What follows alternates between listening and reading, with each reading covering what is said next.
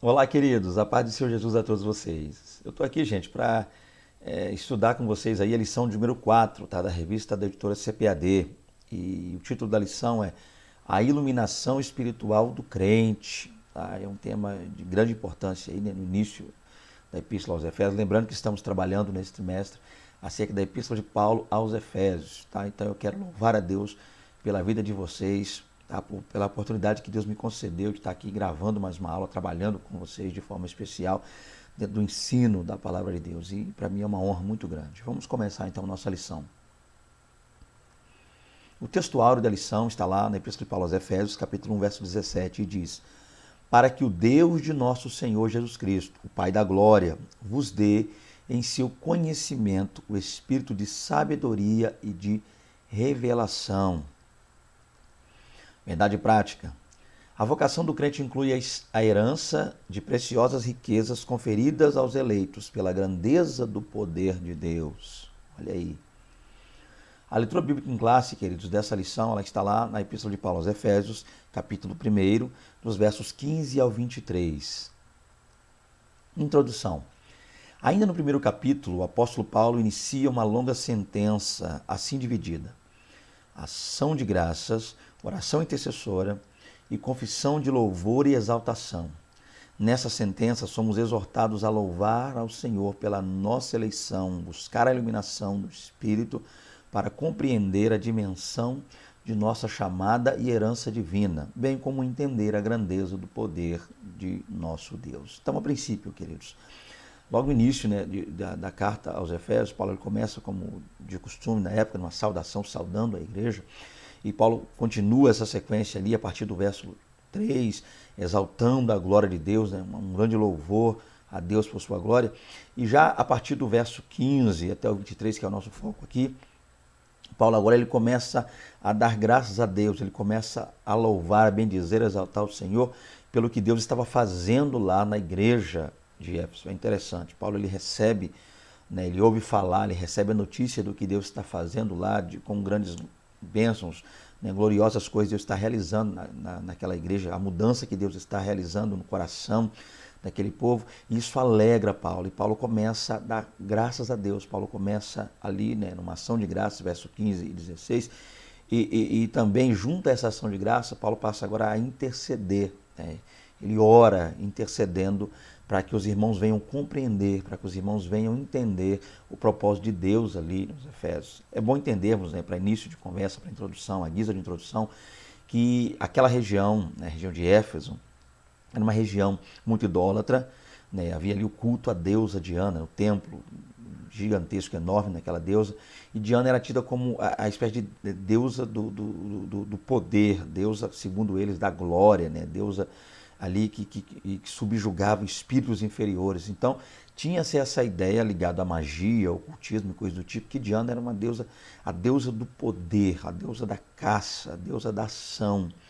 Então é interessante nós entendermos que Paulo agora está dando graças a Deus, porque a ação do Espírito Santo, o poder de Deus, a eficácia do poder de Deus está agindo, está operando ali.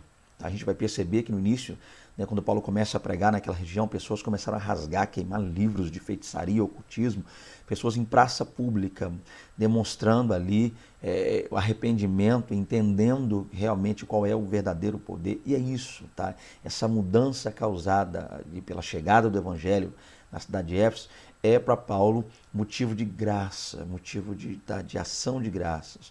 Lembrando que Paulo estava preso, né? Paulo está preso nesse período, está preso em Roma quando escreve essa carta. Então, estando ele preso, né, estando ele aprisionado, encarcerado, chegando a ele a notícia de que Deus está operando, salvando, batizando, curando, e que os irmãos na igreja de Éfeso estão exercendo o amor, a caridade, tá, a bondade para com o seu próximo, para com os demais, que os irmãos não haviam se deixado levar pelas perseguições.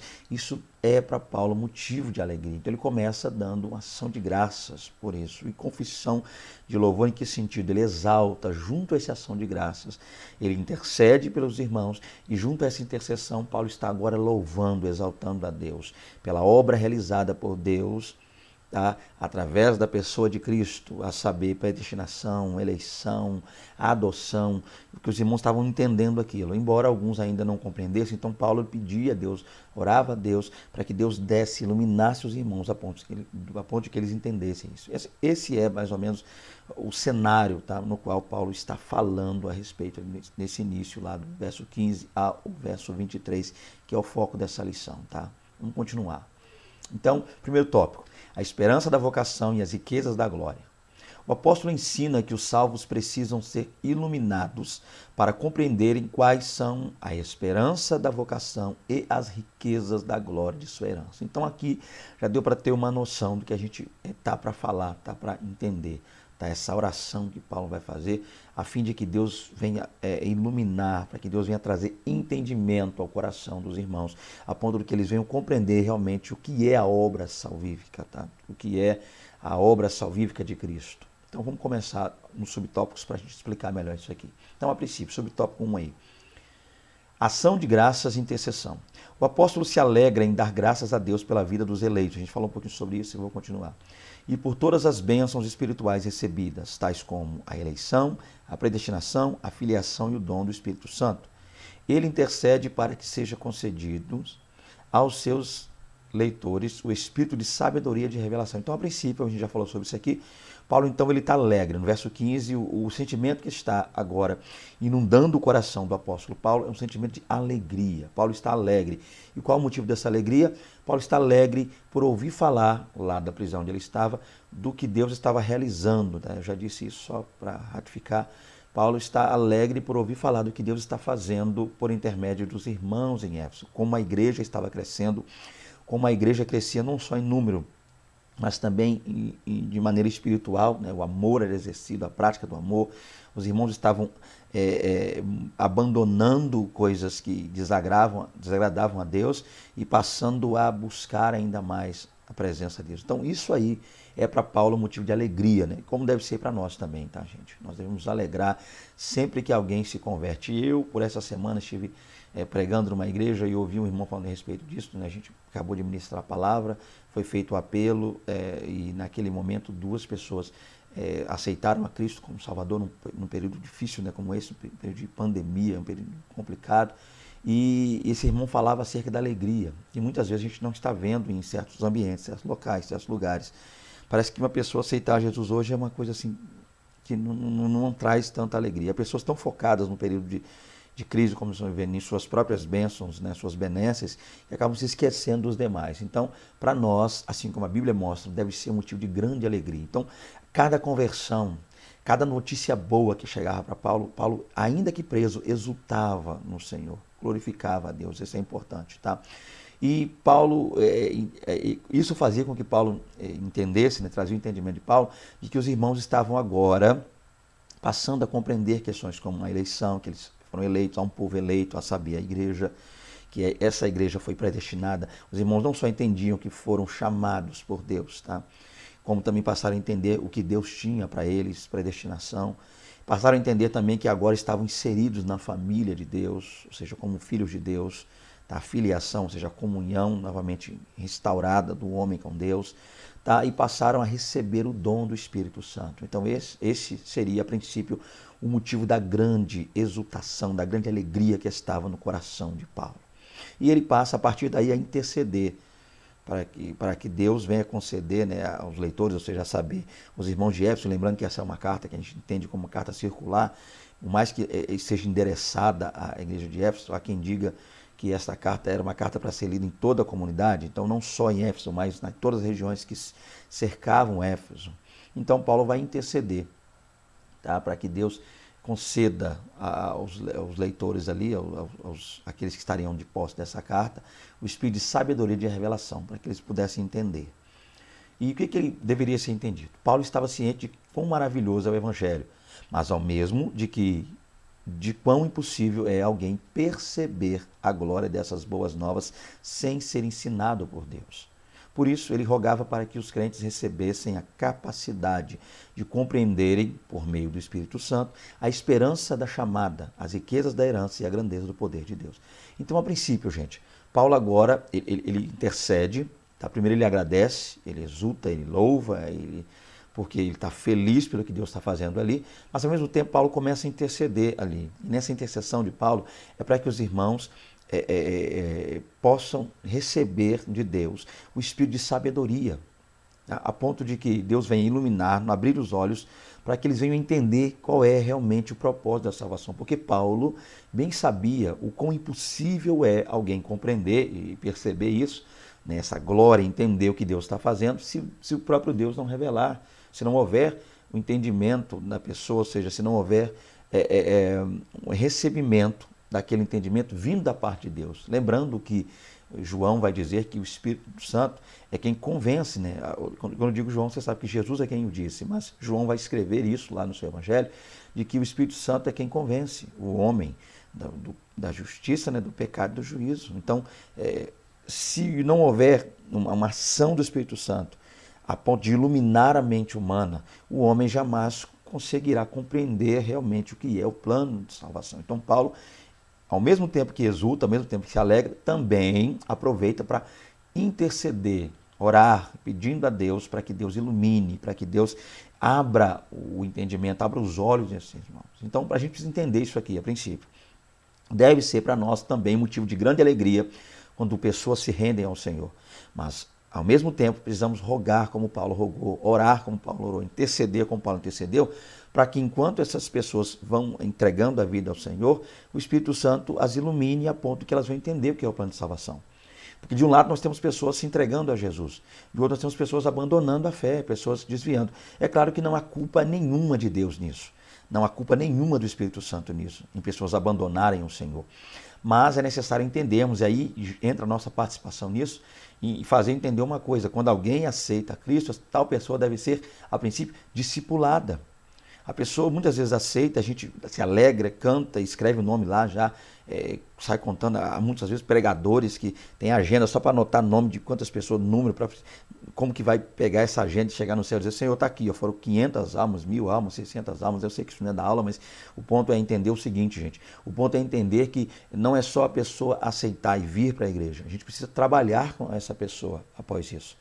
Deve haver uma questão ligada ao discipulado. Então, essa é a preocupação de Paulo. As pessoas estão vindo, amém, glória a Deus, o Senhor está operando, elas estão passando ali a entregar a vida para Cristo. Mas está havendo da parte das pessoas o entendimento?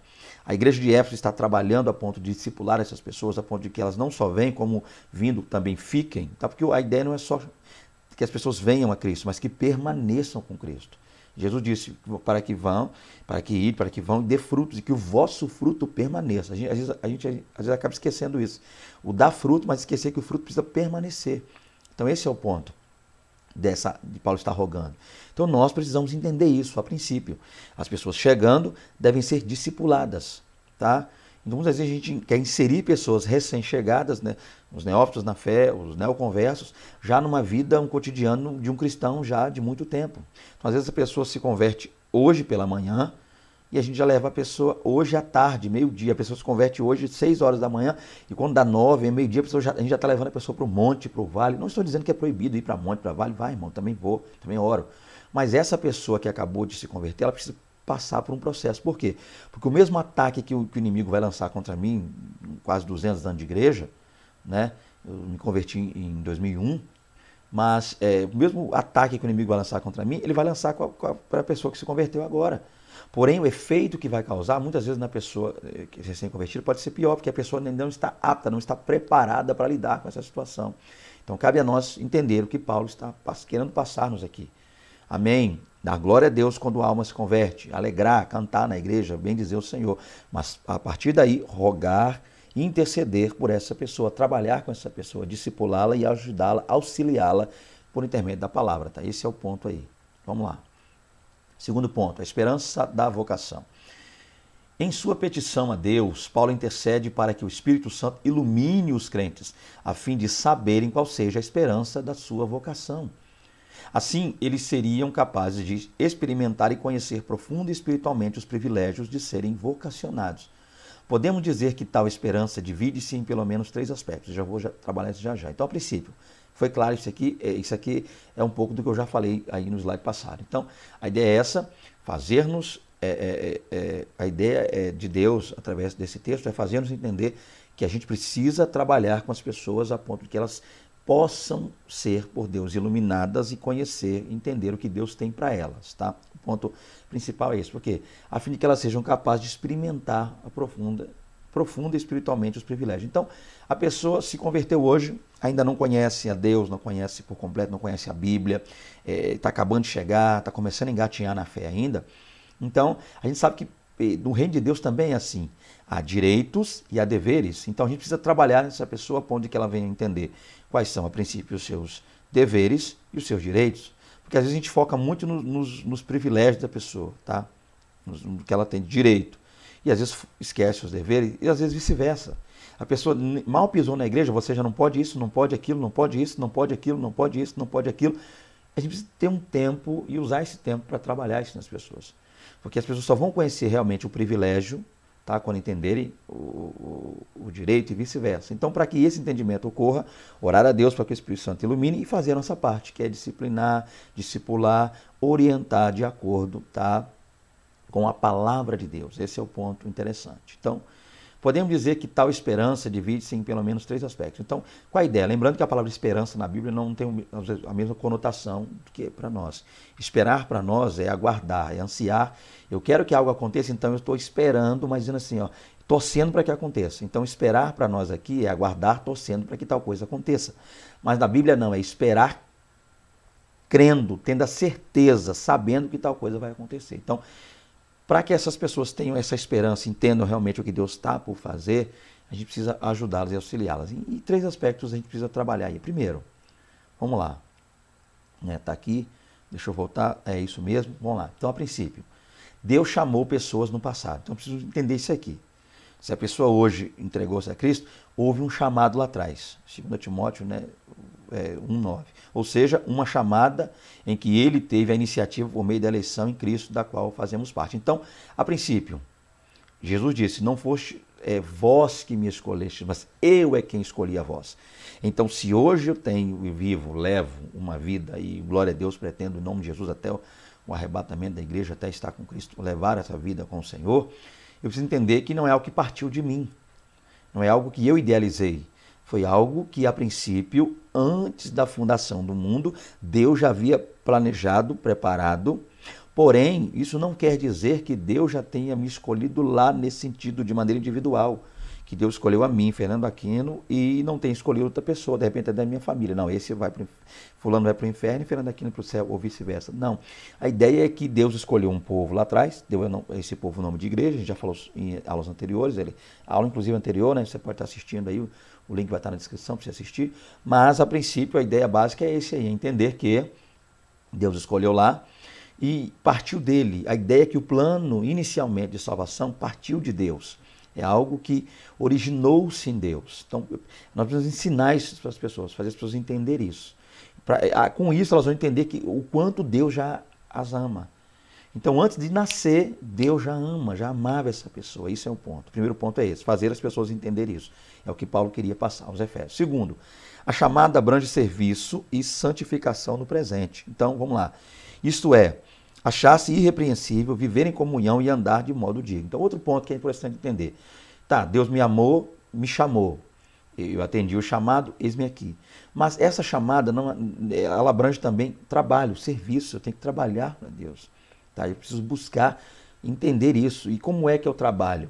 Fazendo a vontade de Deus, pregando o evangelho, servindo ao Senhor e também levando uma vida de santidade, de separação do pecado. Então Deus fez lá atrás para que eu vivesse hoje santo na presença dele. Então é uma santificação no presente.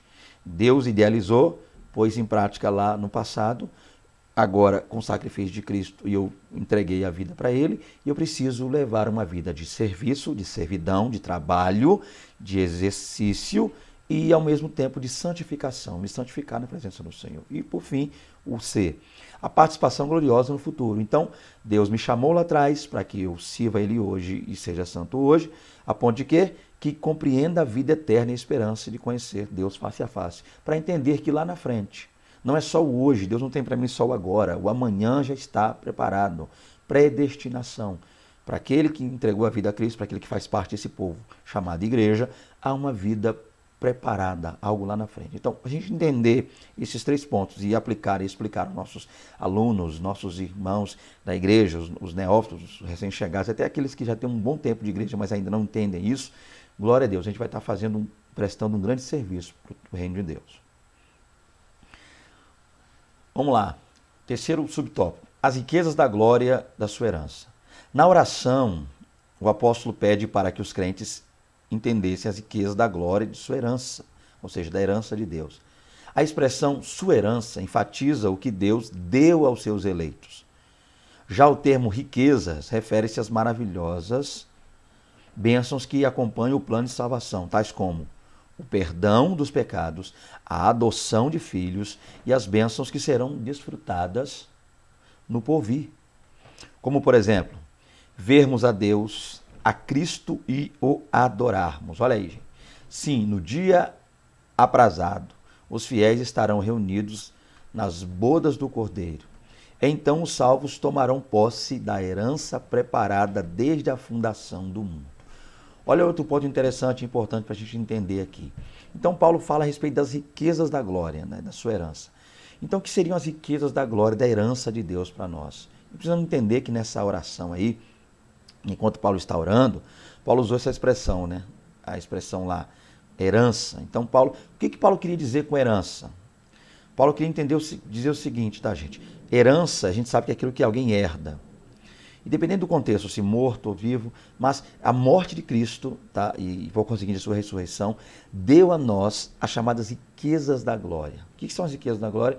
São bênçãos que acompanham o plano de salvação. Muitos podem muitas vezes olhar isso só numa esfera material, como Deus é o dono do ouro e da prata, então ser rico aqui na terra, ter uma vida abastada, não me faltar nada. Queridos, as riquezas da glória, a ideia que Paulo está focando, lembrando que Paulo está preso, e para um preso Paulo não desfrutava de tantas benesses, tá? A gente precisa entender o que Paulo está focando com isso.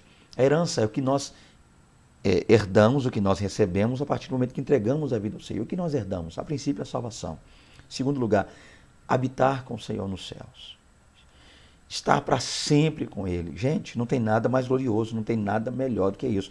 Eu não estou falando aqui de mansões celestiais no que tange a ornamentação, a estrutura dessas mansões, se há ouro debaixo dos nossos pés, tá, gente? No nosso foco, a gente não deve pensar céu focando somente humana, mas sim as coisas da glória. Então, Paulo está dizendo o seguinte, a ideia básica Paulo está rogando para que os irmãos compreendam que há uma herança preparada para nós, tá? E essa herança, Paulo vai dizer que chama de riquezas. Que riquezas são? Paulo está referindo o quê? Maravilhosas bênçãos. Então, a gente herda riqueza. Herdar riqueza aqui é o quê? No âmbito espiritual, herdar a glória, herdar o céu, herdar a presença de Deus, que é a maior riqueza que um homem pode ter na vida. Não há maior riqueza senão estar para todo santo sempre com o Senhor. Esse é o ponto. Então, a gente pode entender o seguinte, quais são dessas que a gente pode listar aqui para nós? Pecados perdoados. Gente, olha que maravilha, olha o que a gente herdou aí. Tá? Olha a riqueza que a gente recebeu. Nossos pecados foram perdoados em Cristo. Outra riqueza que nós recebemos, entramos para a família de Deus, comunhão, adoção, filho de Deus. De criatura, imediatamente para filhos. Olha que riqueza. E sem contar as bênçãos do porvir, que a Bíblia vai dizer que o olho não viu, o ouvido não ouviu, nem subiu ao coração do homem. Não vou tentar nem descrever aqui não. Tá? São as heranças que a gente vai receber. Então, outra coisa que a gente vai ter de interessante lá, que a gente vai ver a Deus. Gente, isso é muito bom. Ver a Deus. Ver a Deus. E ver a Cristo. Contemplar a face de Cristo. E estar para sempre adorando Ele. Então, a princípio, gente, precisamos entender que nós, já que conhecemos a palavra, assim como Paulo tinha esse entendimento, que uma das missões dele, deve ser a nossa, é de orientar os irmãos, ajudar aqueles que estão chegando. E como fazer isso? Intercedendo em oração, tá? E como eu disse, disciplinando quando necessário, tá? Para que essas pessoas abracem a fé e passem a entender realmente qual é o plano de salvação. Continuando. Segundo tópico, a sobreexcelente grandeza e força do poder divino. O poder divino é imensurável e nada pode detê-lo. Em sua carta, Paulo se esmera no esforço de traduzir a grandiosidade e eficácia desse poder que opera em favor dos crentes. Então, Paulo vai falar da grandeza de Deus. E Paulo vai tentar, é claro, como ser humano que nós somos, descrever a grandeza de Deus. Olha a complexidade que é isso. Olha a dificuldade que é para nós poder expressar isso. Vamos lá, então. Primeiro subtópico. A sobreexcelente grandeza do seu poder. O apóstolo orou para que os salvos pudessem entender a sobreexcelente grandeza do poder de Deus. Perceba que a palavra sobreexcelente é traduzida do grego, tá? Hipérbolo, tá? Essa seria a expressão, quando a gente fala de hipérbole, né? Da ideia de grande, da ideia de extraordinário, como está aqui, né? Da ideia de exagero. Lembrando que a gente fala no grego, né? Hipérbole, que tem uma forma de linguagem para expressar exagero, algo grandioso, algo imensurável, a fim de mostrar a grandeza daquilo. Então, a expressão está aqui, né? Como se você está lendo aí, upérbalo. Então, a expressão é hipérbalo, tá? Do grego. Então, é uma forma adjetivada, que significa extraordinário. Então, Paulo está dizendo o seguinte, a princípio, a grandeza de Deus é algo extraordinário, é algo gigantesco, é algo imensurável, algo indizível, algo que excede o nosso entendimento. Tá? Olha que coisa linda. Já a expressão seguinte, né, Paulo usa aqui, ó, é megetos. A expressão megetos ou megetos, né? Você vai dizer megetos ou megetos, é grego, dá a ideia de grandeza, ou seja, objetiva enaltecer a magnitude do poder de Deus que a tudo sobrepuja. Então o que Paulo está dizendo? Paulo vai dizer que Deus, ali, e deixa eu ver aqui na Bíblia com vocês para ficar melhor, vamos ver o versículo aqui, tá? Vamos lá. Então, a ideia básica é o quê? O que Paulo está trabalhando aqui dentro desse versículo? Paulo está falando para a gente aqui a respeito da grandeza de Deus, do poder de Deus, tá? E é o verso 19, tá, gente? Diz assim, e qual a sobreexcelente grandeza do seu poder sobre nós, os que cremos segundo a operação da força do seu poder. Então, o que Paulo está dizendo aqui? Paulo está falando-nos que a gente só chegará ao entendimento real graças à grandeza de Deus. E Paulo usou essa expressão aí, tá? Como você está vendo aí no grego, tá? O pérbalo, que é grande, extraordinário. Então, o extraordinário poder de Deus, né? E a palavra megetos, no grego, a grandeza do poder de Deus, que é uma grandeza objetiva, uma grandeza é algo inaltecido. Vamos continuar aqui, eu vou explicar isso aqui com mais clareza em outros slides. Então, aí dentro disso ainda, vamos lá. Já Paulo usou outro termo aqui, o termo dunamis, né? Tá aqui. E lá na Bíblia vai estar dunameos, que é o que Paulo usou, a expressão dunameos, que é originado de dunamis, que dá a ideia de poder, daí inclusive saiu a palavra dinamite, dínamos, poder. Aqui traduzido por poder, indica feitos miraculosos que requerem força fora da medida, uma força incomum, uma força que não é uma força mensurável, eu diria.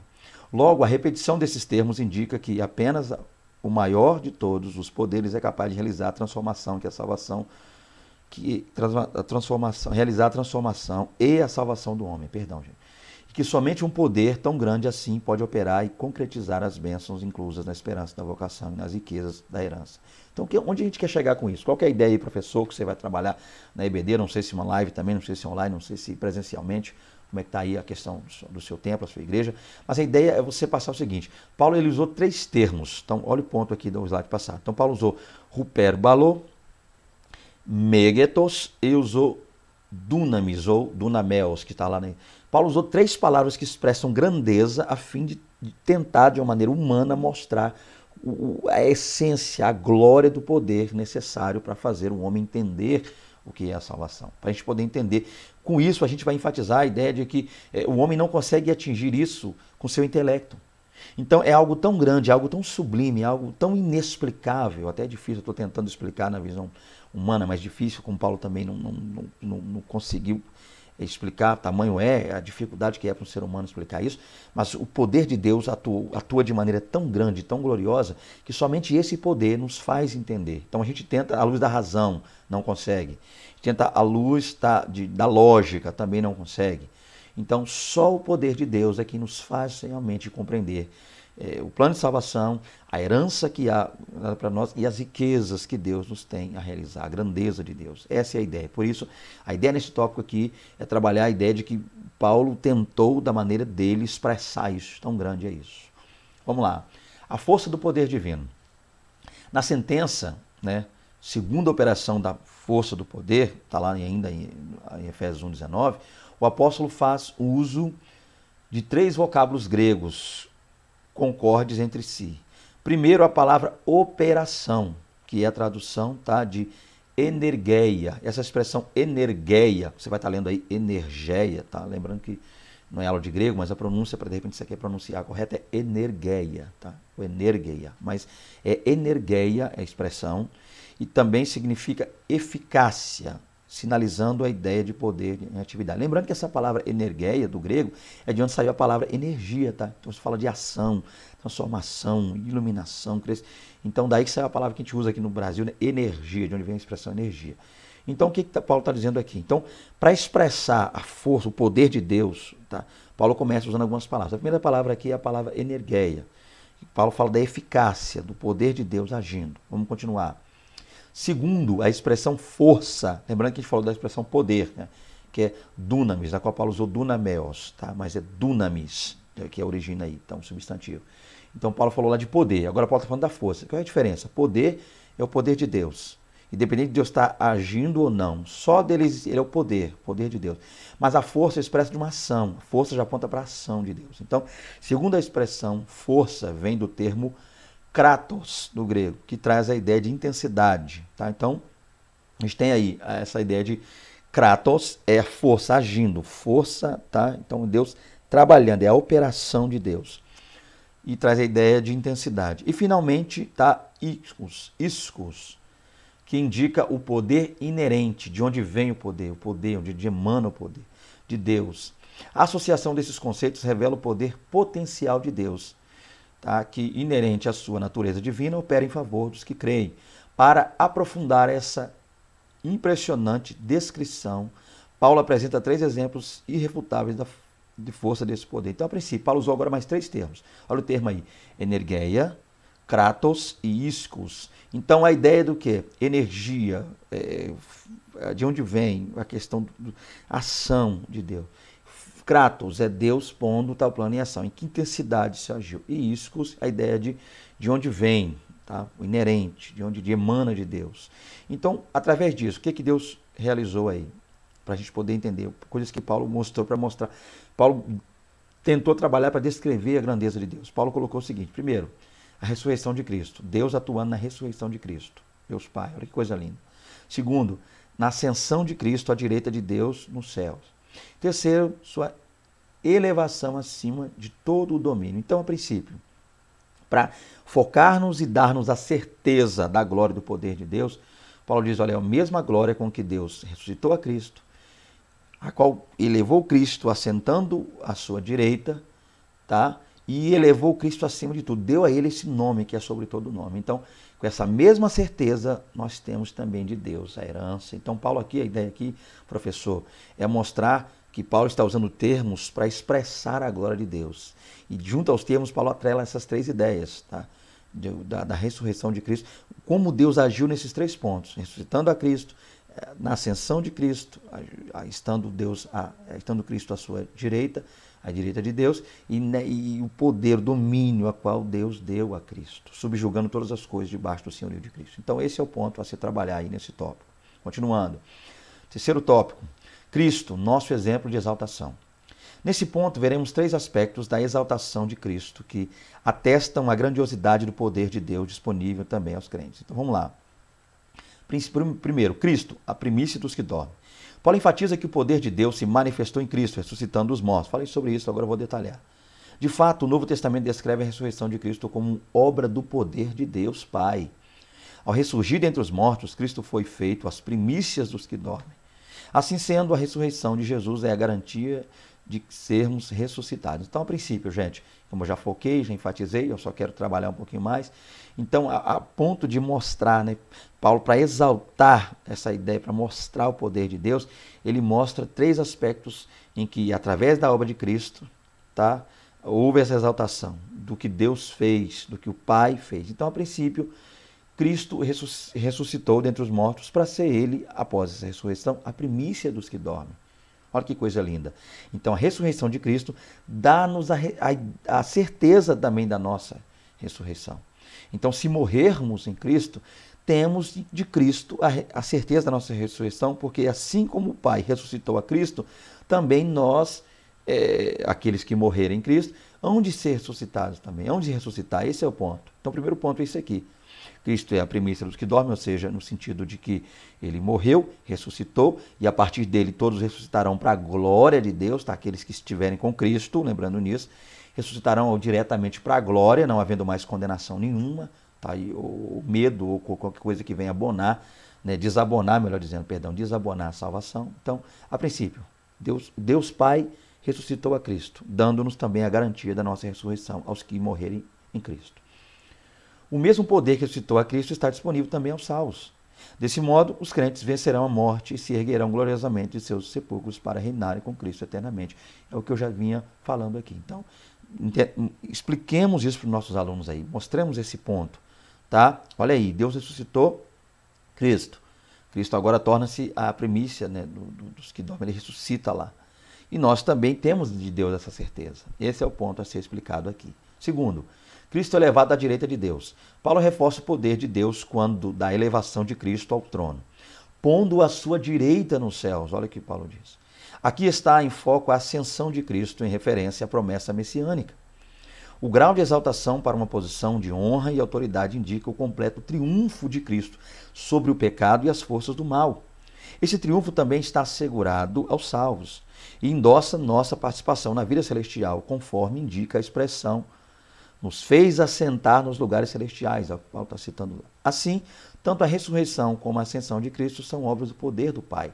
Então, a fim de mostrar aos irmãos em Éfeso, aos crentes de Éfeso, o quão glorioso é o poder de Deus, lembrando que esse povo está deixando uma cultura na qual a ideia que se tinha em Éfeso é que a deusa do poder era Diana, o poder dela emanava todo o poder, ela era a fonte do poder.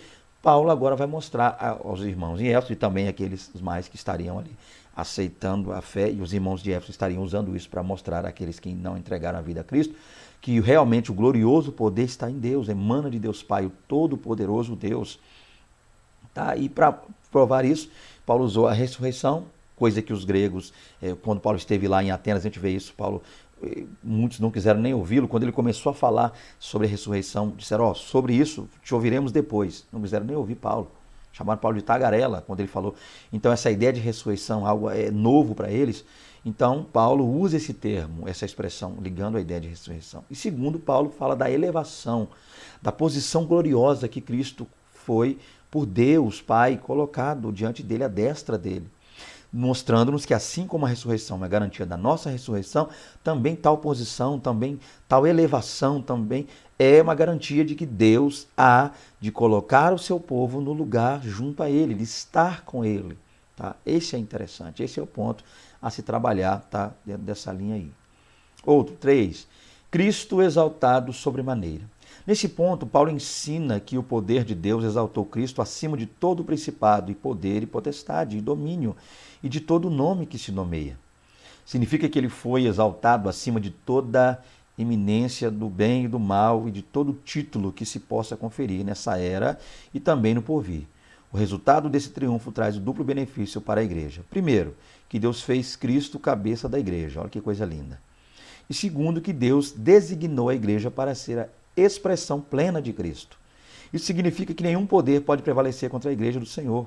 Assim sendo, a ressurreição de Jesus é a garantia de sermos também ressuscitados. Então, a princípio, gente, além de Deus Pai ressuscitar a Cristo, além de colocá-lo à sua destra, exaltou ele de sobremaneira.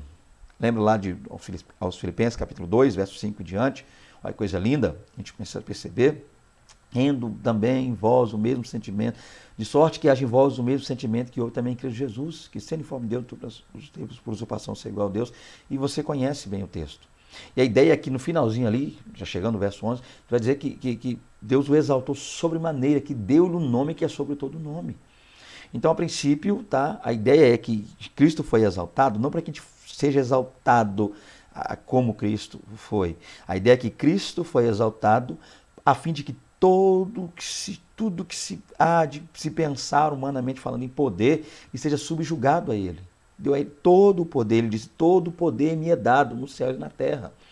Então, olha que garantia para nós isso. Às vezes nós tememos o homem, tememos o diabo, tememos os anjos caídos, tememos situações adversas, tememos intempéries, tememos crises existenciais, tememos questões ligadas à saúde. Mas olha que coisa interessante. Então, a princípio, é bom entendermos o quê? Tudo isso está debaixo dos pés de Cristo, está subjugado a Cristo. Deus o exaltou sob maneira que nada mais, nada nem ninguém mais pode exceder esse poder. Então, Deus Pai deu esse nome, essa exaltação, essa glória a Cristo, a fim de que nós em Cristo sejamos também glorificados. Há uma glorificação do crente. E essa ideia de glorificação é o novo corpo, é a ressurreição dos mortos, tá? Já os vivos também arrebatados, trasladados, um novo corpo, aquilo que é corruptível saindo e tornando incorruptível, aquilo que é mortal deixando-nos e passando a ser imortal, e a gente agora sendo glorificado, a glorificação do homem junto a Cristo. Esse é o ponto a ser trabalhado. É isso que Paulo queria mostrar e expressar. Então Paulo deu esses exemplos para mostrar para os crentes em Éfeso quão grande é o poder de Deus, a glória de Deus, tá? Ao contrário do que se cria, ao contrário do que se cria em Diana e outros deuses do panteão grego e romano. Olha que ponto interessante a se trabalhar. Conclusão. Embravecido com as bênçãos espirituais, Paulo mantém a adoração contínua ao eterno Deus, atitude que deve ser seguida por todos os salvos. A compreensão das dádivas da salvação demonstra o excelso valor daquilo que Deus fez por nós. Seus atos poderosos viabilizam a transformação e a glorificação dos que creem. Aleluia! Então, Paulo louvou a Deus, adorou ao Senhor, Paulo exultou no Senhor, se alegrou com as notícias que recebeu, aproveitou também para interceder, para que os irmãos ali recebessem do Espírito Santo a iluminação, a fim de que eles entendessem, porque uma coisa é estar na igreja, outra coisa é ser igreja. Tá? Então, para que eles pudessem ser igreja, entender o que Deus realmente os havia chamado. Pois, uma vez entendendo, eles jamais abandonariam. Então, muitos, às vezes, vêm para a igreja, não são bem trabalhados, às vezes discipulados, né, orientados e acabam muitas vezes não ficando. Então, que haja constância. E cabe a nós, tá?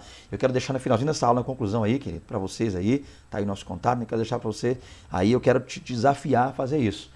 Tá? Você que já tem uma experiência com Deus, ajuda o seu irmão, orienta, né? Você pastor aí, Deus nos chamou para isso, gente, para poder orientar as pessoas, tá? Então, que Deus e Cristo nos abençoe, que tenhamos um final de semana aí abençoadíssimo, para a glória de Deus. Oremos para que esse tempo de dificuldade, de pandemia, Covid-19 e coronavírus, que esse negócio se vá logo e que a Deus seja glorificado, tá? O nome do Senhor, para a glória do Deus Todo-Poderoso. A paz do Senhor para vocês, fique com Deus, até a próxima aula, em nome de Jesus. Amém.